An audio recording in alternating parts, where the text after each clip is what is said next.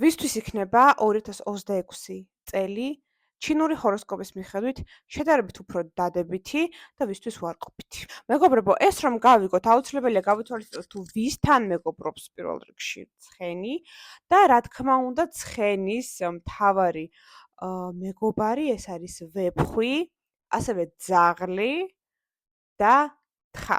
შესაბამისად, ამ ზოდიაქოს ნიშნის ქვეშ დაბადებული ადამიანებისთვის ჩაითვლება, რომ იქნება მეტად წარმატებული წელი. ვისთან არ მეგობრობს ახლა ჩვენი ცხენი, ეს ნიშნებია, მეგობრებო, მამალი, ვირთხა, ხარი. შესაბამისად, თუ ხართ ამ ზოდიაქოს ნიშნის წლებში დაბადებულები, რა თქმა უნდა, იქ გააჩნია უკვე თქვენს პერსონალურ, როგორც ჩინურ ჰოროსკოპს ხო, რასაც ქვია ბაძი, ხო, ანუ რა ტაქტს გადიხართ, რა პერიოდს გადიხართ ჩინური კალენდრის მიხედვით, ამასაც ექნება გავლენა და შეიძლება უფრო შეამსუბუქოს მდგომარეობა და ამავდროულად თქვენს დასავლურ რუკას, ანუ ნატალურ პირად რუკასაც გააჩნია მეგობრებო ამ შემთხვევაში, მაგრამ ზოგადად ცხენი ამ ნიშნებთან არ მეგობრობს.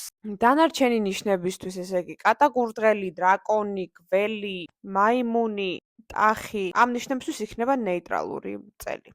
რაც შეეხება ფავორიტ ნიშანს, რა თქმა უნდა, ცხენის წელში დაბადებული ადამიანები, გილოცავთ, ნამდვილად თქვენი წელია და უნდა იაროთ წინ გამარჯვებისკენ. თუმცა, რა თქმა უნდა, გააჩნია ყოველთვის თქვენს პერსონალურ ჰოროსკოპს იმისათვის, რომ ჩვენ მივიღოთ მაქსიმალური შედეგი.